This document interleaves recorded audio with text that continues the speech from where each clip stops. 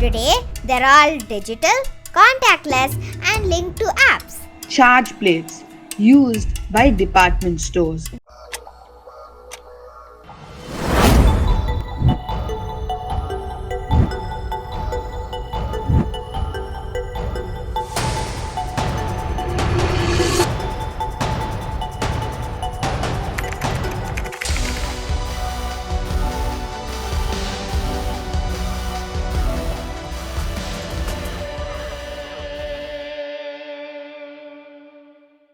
Hey everyone, welcome back to the Mind Over Money podcast. I'm Trisha.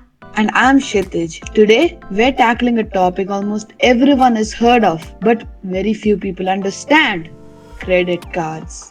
Exactly, they look simple, a plastic card you swipe to pay.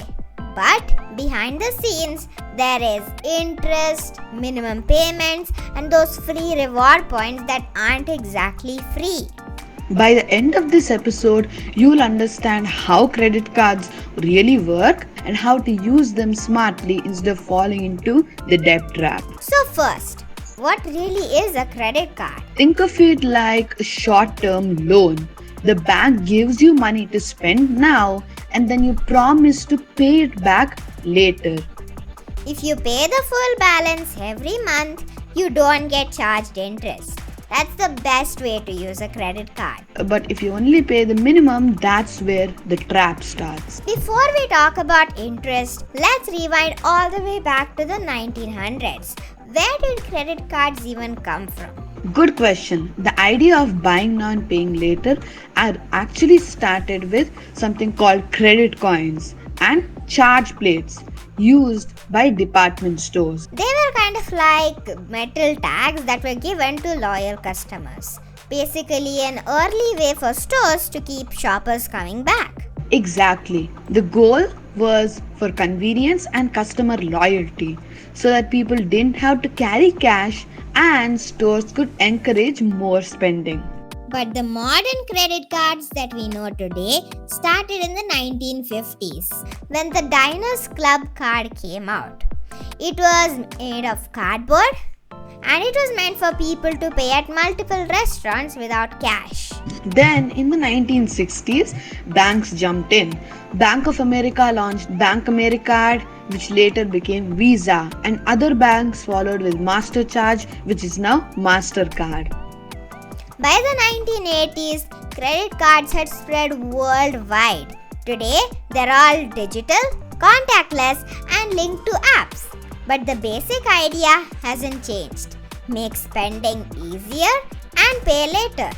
And of course, that pay later part is where the interest comes in, bringing us to the next section. So now let's talk about interest. Credit cards usually have high interest rates, often 30 to 40% per year in some countries. Yeah, that's way higher than normal loans. And the trick is it's calculated daily. So if you owe 10,000 rupees and don't pay it off, the bank charges interest every single day until you do. That's why carrying a balance month to month is so dangerous. It grows faster than people expect. Now, here's the sneaky part: minimum payments. Right.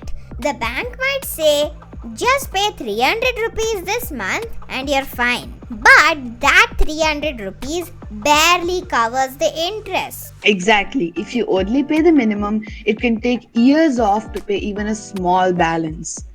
For example, if you owe 10,000 rupees and only pay the minimum, you could be stuck paying for 7 to 10 years and end up paying more than double the original amount. Now, here's the fun parts: rewards, cashback, air miles, shopping points. They sound amazing. They do, but here's the catch. Rewards are only good if you pay your balance in full. Exactly. If you're paying interest, you're losing way more money than you're gaining in rewards. So rewards are like the icing on the cake, but only if you're disciplined with your payments. So, how do we use credit cards smartly? A few quick tips. Always pay your full balance on time. Never spend more than you can afford to pay back. Use rewards as a bonus, not a reason to overspend. And check your statements to catch hidden fees or fraud. If you follow these, credit cards can actually build your credit score and give you some perks without it costing you a fortune. So, the takeaway, credit cards aren't bad, but they can be dangerous if you don't understand how they work. So use them wisely, treat them as a tool, and never fall into the minimum payment trap. Thanks for listening to the Mind Over Money podcast, and don't forget to subscribe and comment down below what you want to see in the next episode. And we will see you next time. Bye!